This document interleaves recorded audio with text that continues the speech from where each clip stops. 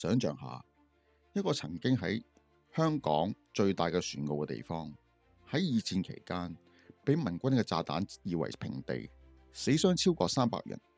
但係幾十年後嘅今日，竟然搖身一變，成為香港10大藍籌屋苑之一，住滿晒中產嘅有錢人，樓價由每尺700蚊升到今日過萬蚊。到底係咩原因令到呢塊曾經充滿殺戮煙硝嘅土地變成今日嘅聚寶盤？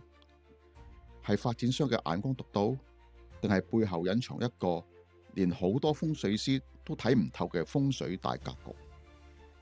好多人以為買樓只要睇交通、睇校網就夠，但係你又知唔知你住緊嗰座樓分分鐘決定咗你20年嘅財運同健康？今日我哋就係深度拆解紅磡黃埔花園嘅風水大秘密。點解有啲人住咗入去之後，生意越做越大，身家保障，但係有啲人呢，住極都財嚟財去，甚至惹上官非？如果你準備買黃埔花園，又或者你住緊入邊，呢條片你一定要睇到最後，因為我會直接開估喺九雲之下，黃埔花園邊幾座最旺，邊幾座有暗藏殺機，仲有我仲會教大家3個即學即用嘅風水化解法。就算你已經買咗一個唔理想嘅單位，照樣可以扭轉乾坤。黃埔花園嘅風水，我哋首先要從宏觀嘅地理格局講起。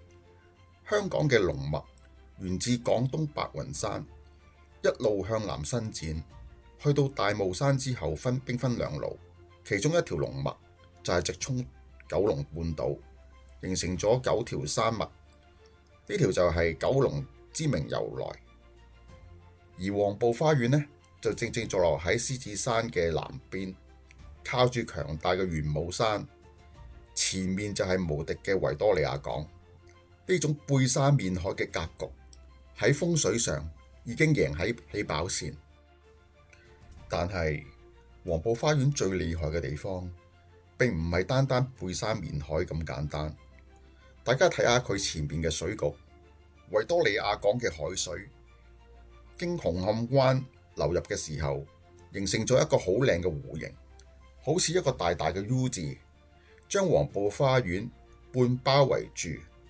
喺風水學入邊，呢種格局叫做玉帶環腰。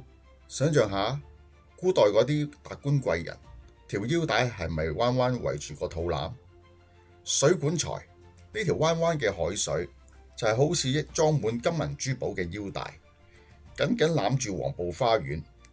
所以點解黃埔花園可以住到咁多有錢人？就係因為呢條玉帶環腰嘅超級水局，源源不絕咁樣圍住維港嘅財氣，送到屋苑入面。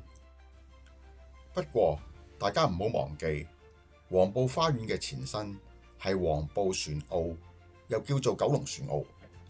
由19世紀開始，呢度就係修理船艦嘅重地，亦都係當年香港最重要嘅工業設施之一。船澳嘅特點就係要挖深過塊地，引水入嚟，令到船可以浮喺水面維修。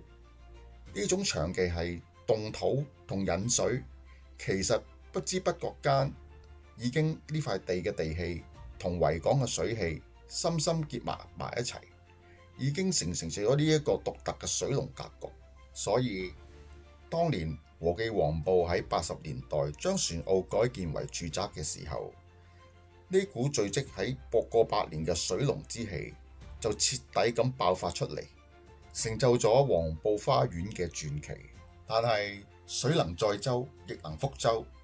維港填海之後，海岸線拉直咗，有啲位喺水流變得好急，形成咗風水上一個直水無情。直水無情代表咗財氣留唔住，財嚟財去。所以黃埔花園雖然整體嘅格局好靚，但係唔代表每一座都食正條水龍。你住緊嗰座到底係食緊有情水啊，定係受緊呢個無情水嘅衝擊？我馬上進入第2章，九運大洗牌。由2024年開始，我哋正式踏入咗風水上嘅九運。呢個元運會直接去到2043年，足足20年。九運屬火，離教當旺，南面見山，北面見水為之最旺。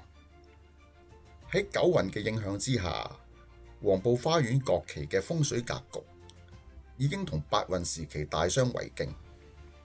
有啲原本平平無奇嘅座數，突然食正咗九運之氣，財運大旺。有啲原本尚算唔錯嘅樓座，但係喺九運之下退氣，財運轉差。我哋逐期會同大家拆解。首先，九運最旺嘅一定係第7期嘅紅棉苑同埋第10期嘅鹿茸苑。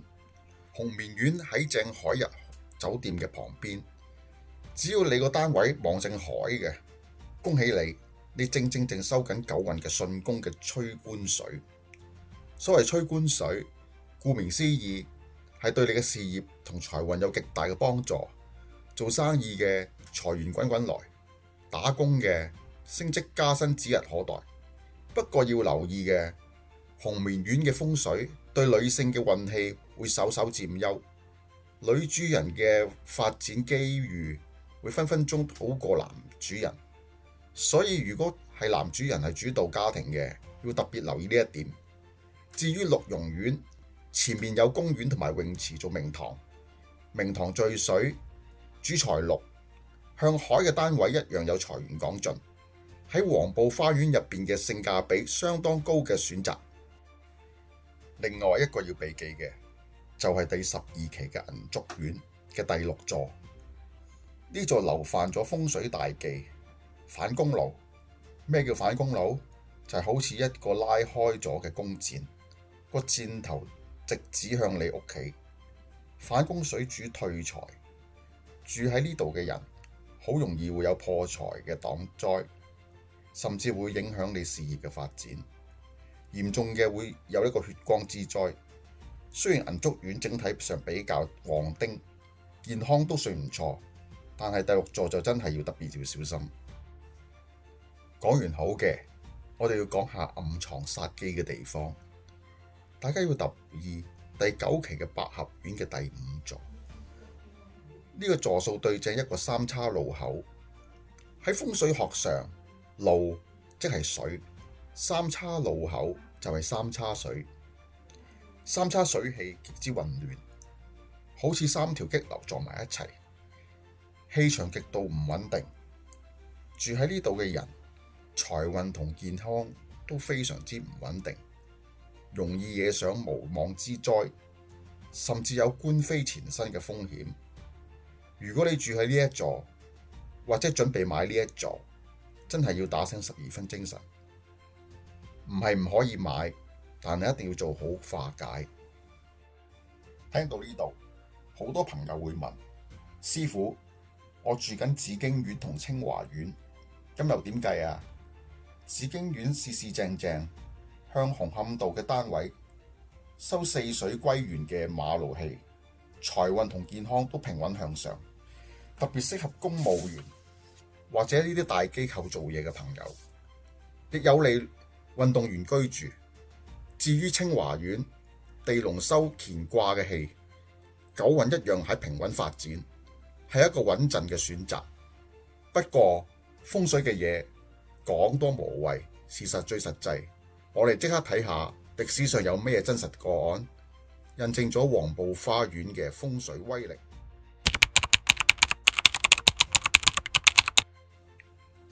回顧黃埔花園嘅歷史，其實就係一部香港經濟起飛嘅縮影。80年代中，黃埔花園啱啱開售嘅時候，首期樓花只係700蚊。但係短短幾十年之間，樓價已經翻咗幾十倍，升幅遠遠拋離同期其他屋苑。點解佢嘅升值能力咁驚人？除咗因為交通方便、配套完善之外，背後嘅風水地氣絕對係一個關鍵嘅因素。我哋之前講過，黃埔花園前身係船澳，聚積咗過百年嘅水龍之氣。當呢股氣釋放咗出嚟嘅時候，就形成咗一個強大嘅磁場，吸引咗大量嘅旺氣同財氣入嚟。我接觸過唔少住喺黃埔花園嘅客人，其中一個係做貿易生意嘅老闆，佢原本住喺九龍塘，生意一直平平無奇，每年都係勉強維持收支平衡。後來聽我建議，搬咗去紅棉苑一個向海嘅高層單位，結果短短3年之間，佢嘅生意翻咗3倍，仲開咗多2間公司，成功晉升中產嘅富豪。呢個就係吹官水發揮作用嘅最佳證明。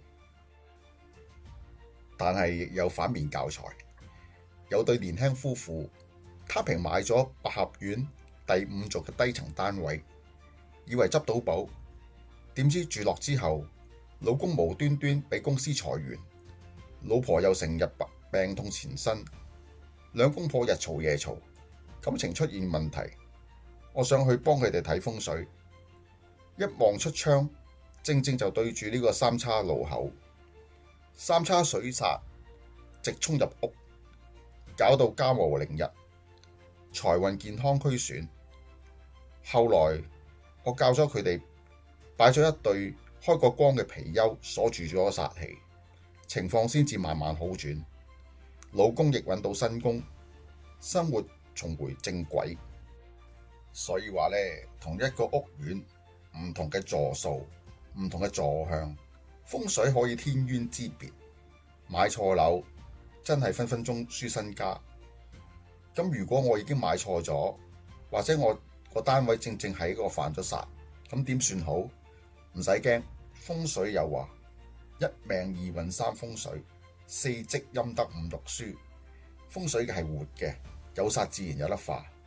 接下來我會教大家用3個超實用嘅自救方法，幫你化解一個唔理想嘅單位，照樣可以扭轉乾坤。如果你住緊黃埔花園，又或者你準備買入，以下有3個風水佈局建議，你一定要記低。呢3招係經過多年嘅實戰經驗，專門針對黃埔花園嘅風水格局而設計，簡單易用，即學即用。第一招，化解反公路同三叉水。如果你不幸住喺銀燭苑第6座，或者百合苑第5座，面對住反公水同三叉口，你必須喺住嘅煞氣窗口擺放一對開光嘅麒麟或者貔貅。麒麟可以擋災化煞，守護家宅平安；貔貅就可以鎖住流失嘅財氣，防止破財。記住，一定要將佢哋嘅向頭向出窗外，面對住煞氣嘅方向，咁先至發揮到嘅作用。如果你唔確定擺咩位置最好，可以聯絡我哋嘅團隊，我哋可以根據你嘅位置單位實際情況，提供更精準嘅建議。第2招，催旺不見海嘅單位。黃埔花園雖然近海，但係大部分嘅單位其實係望向流景或者內向遠景嘅，望唔到海。如果你喺個單位望唔到海，財運會相對比較平穩，缺乏爆炸力。呢個時候，你可以喺屋企嘅正南方或者東方，可以擺一個流水嘅裝置，可以大大催旺九運嘅當旺之氣，幫你提升財運同埋健康，令你嘅運勢更上一層樓。第3招，穩定時陰時陽嘅氣。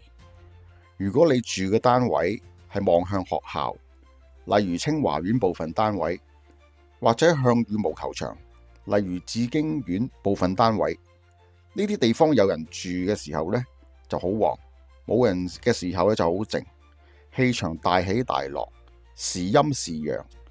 長期住喺度呢，情緒容易波動，運氣亦都反覆無常，做嘢難以持續發力。我建議你住喺呢啲設施嘅窗口掛一個玉八卦。玉八卦可以穩定氣場，令到入屋嘅氣流呢就變得平順，同時亦都可以防止陰邪之氣入侵，保護家宅嘅平安。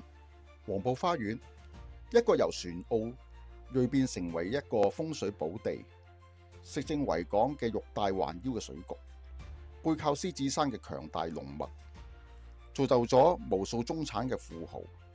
但係九運大洗牌之下，吉凶已經重新分配，你住緊嗰座到底係聚寶盆呢，定係漏財局？買樓係人生最大嘅投資，絕對唔可以單憑感覺，更唔可以因為貪平而買錯一個風水嘅凶宅。為咗幫大家更準確掌握黃埔花園嘅風水玄機，我特別準備咗一份黃埔花園九運風水吉凶嘅評分報告，入邊詳細列出咗黃埔花園每一期每一座嘅九運風水評分，邊幾旺最旺財，邊幾座要避忌，邊幾座有煞氣要需要化解，全部一目了然。如果你準備買黃埔花園，或者已經住喺入邊，呢份報告絕對係你嘅必讀嘅指南，幫你做出最明智嘅決定。點樣攞？好簡單，即刻掃描我右下邊嘅 QR code，填咗簡單嘅資料，就可以免費下載呢一份價值千金嘅風水報告。名額有限，派完即止。如果你對自己屋企嘅風水有任何疑問，亦都可以透過 WhatsApp 直接揾我哋嘅團隊查詢，我哋會盡快覆你。下集我哋會帶你去另一個香港傳奇屋苑太古城。點解太古城可以成為香港中產嘅代名詞？佢背後嘅風水龍脈又係點樣走？九運之下，太古城又有咩驚天大秘密？